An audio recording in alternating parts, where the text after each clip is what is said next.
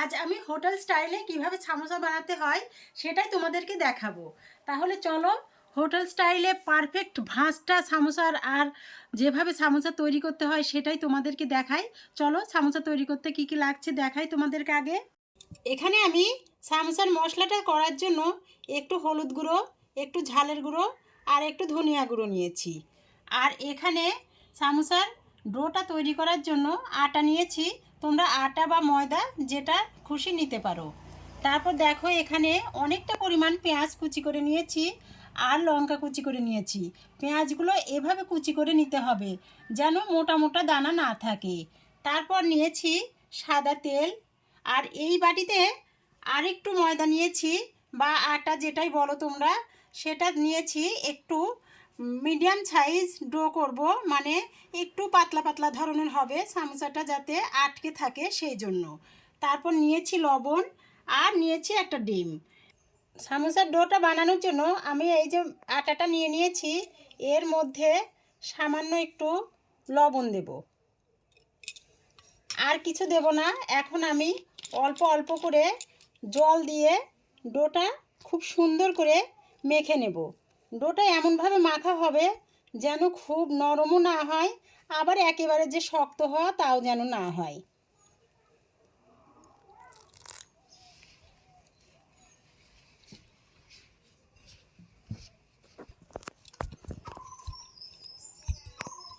এই দেখো আমার ডোটা করা হয়ে গেছে, বেশ ভালোই সফট হয়েছে। এখন এই ডোটা আরও একটু সফট করার জন্য আমি সামান্য একটু হাতে সাদা তেল নিয়ে এই ডোটার সঙ্গে মেখে নেব।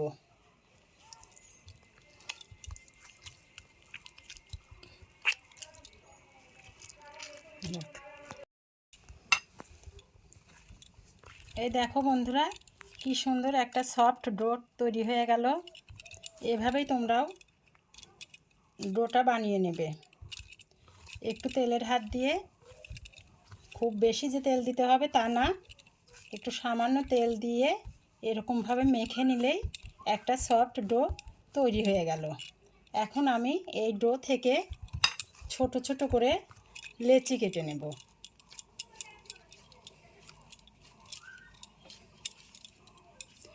তোমরা নিশ্চয়ই দেখে বুঝতে পারছো যে আমার ডোটা কতটা সফট হয়েছে।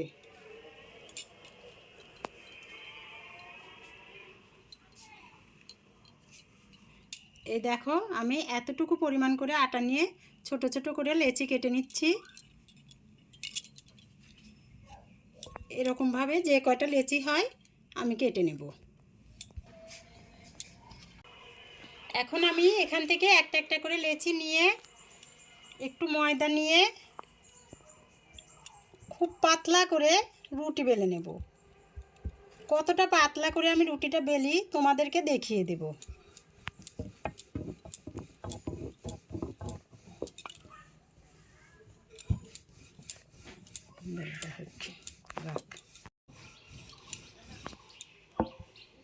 এই দেখো আমি খুব পাতলা করে এই রুটিটা বেলে নিলাম। তোমরা দেখে নিশ্চয়ই বুঝতে পারছো যে ভেতর থেকে আমার আঙ্গুলগুলোও দেখা যাচ্ছে কতটা পাতলা হয়েছে, তাহলে বুঝতেই পারছো। এরকম করে পাতলা করে তোমাদেরকে বেলে নিতে হবে। আমি এভাবেই এক এক করে সবগুলো লেচি বেলে নেব।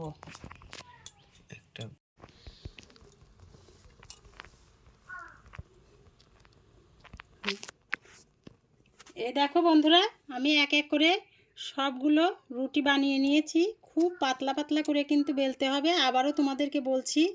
আমিও দেখো খুব পাতলা পাতলা করে বেলে নিয়েছি। এখন এগুলোকে আমি সেঁকে নেব।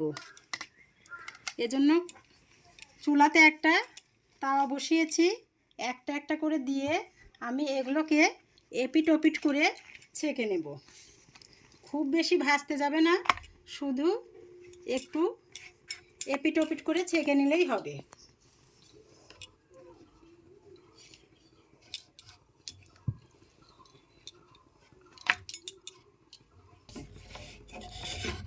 এই দেখো বন্ধুরা, এভাবে তোমরা ছেঁকে নেবে।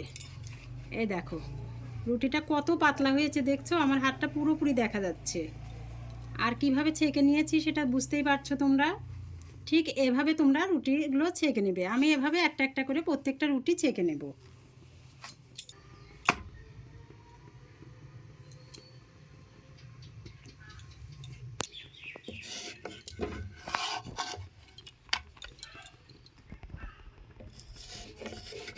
দেখো বন্ধুরা, কত টপাটপ আমার রুটিগুলো ছেঁকা হয়ে যাচ্ছে, খুব তাড়াতাড়ি হয়ে যাচ্ছে। রুটিগুলো ছেঁকতে কিন্তু খুব বেশি সময় লাগবে না। দেখো একটা একটা করে রুটি দিতেই হয়ে যাচ্ছে। এই দেখো সবগুলো শিট কত তাড়াতাড়ি ভাজা হয়ে গেল, আর আমার কতগুলো শিট তৈরি হয়েছে। কতটুকু আটা মাখালাম দেখলেই তো তোমরা, তার থেকে আমার কতগুলো শিট তৈরি হয়ে গেল। এতগুলো শিট যদি না লাগে তাহলে এগুলো কিছুটা রেখে দিলে অন্য একদিনও ব্যবহার করা যাবে। এখন আমি এই শিটগুলো একটা একটা করে চতুর্পাশ কেটে নেব, নিয়ে তারপর সামুচার জন্য রেডি করব।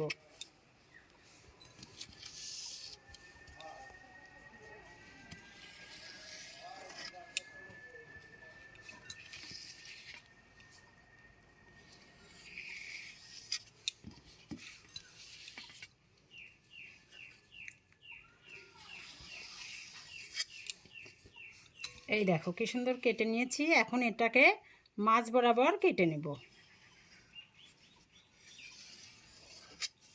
এই দেখো কত সুন্দর দুটো শিট তৈরি হয়ে গেল আমার। দেখেছো, এভাবে আমি প্রত্যেকটা কেটে নেব আর শিট তৈরি করে নেব। আর বাকি যে এগুলো বের হচ্ছে, তোমরা ইচ্ছে করলে এগুলোকে তেলে ভেজে সামোসার যে আমি একটা মশলা মাখাবো সেটার মধ্যে দিয়ে দিতে পারো। আর নয়তো সামোচা বানানোর পর ভাজা হয়ে গেলে এগুলো সেই তেলে ভেজে পরে চা দিয়েও খেতে পারবে। এখন আমি সামোসার ভিতরের পুরের জন্য সেই পুরটা রেডি করব। এখানে দেখো পেঁয়াজগুলো খুব মিহি করে কুটে নিয়েছি আমি, কারণ এগুলো এভাবেই কেটে নিতে হবে। একটু মোটা হলে কিন্তু ভালো দেখাবে না। এর মধ্যে দিলাম লবণ,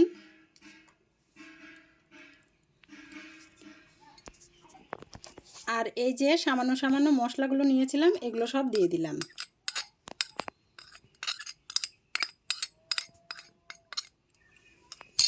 তারপর একটা ডিম ভেঙে দিয়ে দেব।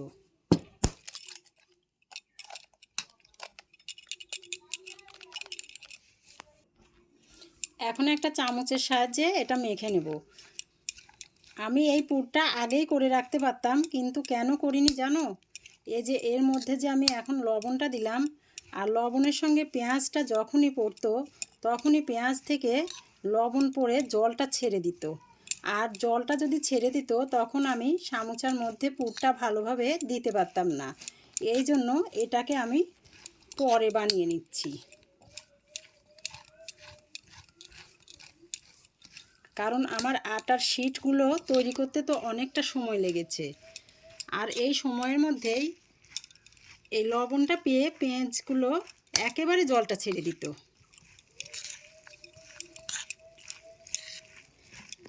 এটা খুব সুন্দর করে মাখানো হয়ে গেল। আর ওদিকে দেখো আমি শিটগুলো সব তৈরি করে নিয়েছি। কতগুলো শিট হয়েছে দেখেছো?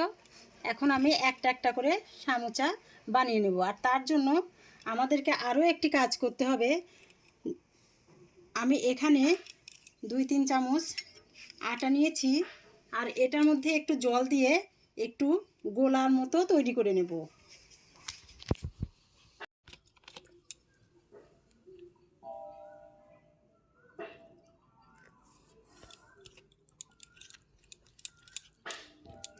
এই গোলাটা আমার সামোসা তৈরিতে আঠার কাজ করবে।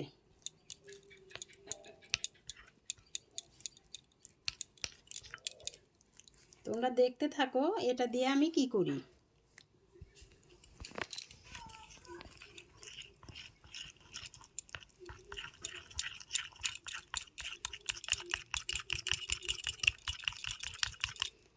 এই দেখো এরকম একটা থকথকে ব্যাটার তৈরি করে নিলাম।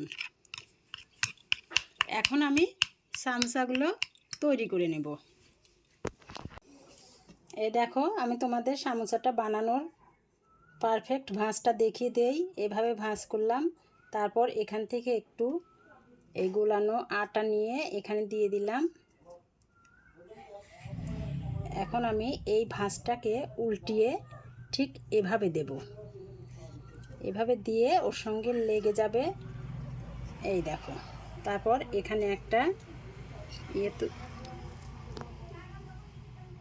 এই দেখো, এর মধ্যে এই মশলাগুলো দিয়ে দিলাম, দিয়ে আর একটু আটার গোলা নিয়ে এই ধারগুলোতে লাগিয়ে দিলাম।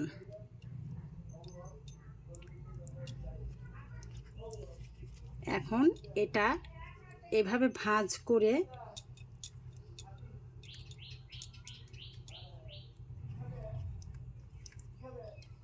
এই দেখো হয়ে গেল। এই দেখো এভাবে বানাবো। আর একটা তোমাদেরকে বানিয়ে দেখাই।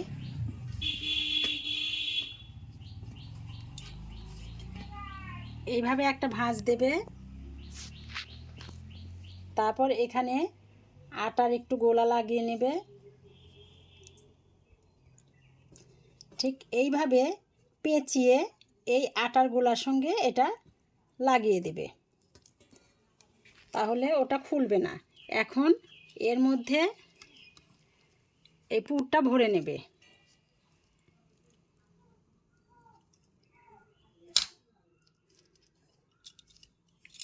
তারপর আরেকটু এই আটার গোলা নিয়ে এই সাইডগুলোতে দেবে, সাইডগুলোতে ভালো করে লাগিয়ে দিয়ে এটা আস্তে করে এইভাবে ভাঁজটা করে দেবে। এই দেখো খুব সুন্দর পারফেক্ট ভাঁজটা হয়ে গেছে, এর থেকে কিছু বেরও হবে না। এভাবে আমি সবগুলো বানিয়ে নেব। এই দেখো আমি সবগুলো বানিয়ে নিয়েছি একটা একটা করে সামোসা শেপে। এই দেখো এখন শুধু তেলে ভেজে নেব। আর আমার দেখো অনেকগুলো শীট বেঁচে গেছে, এগুলো আমি ফ্রিজে একটা এয়ারটাইট বক্সে করে রেখে দেব। আবার যদি কোনো দিন কিছু করি এগুলো দিয়ে করতে পারবো।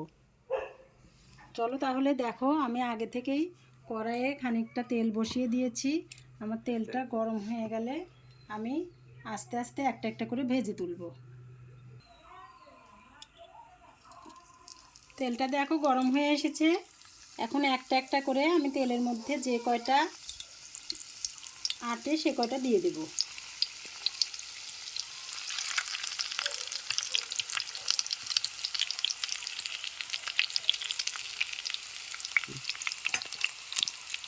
এরপর উল্টে পাল্টে ভেজে নেব। এভাবে সবগুলোই আমি ভেজে তুলে নেব। এই দেখো বন্ধুরা, তোমরা এভাবে বাড়িতে বানিয়ে খেতে পারো।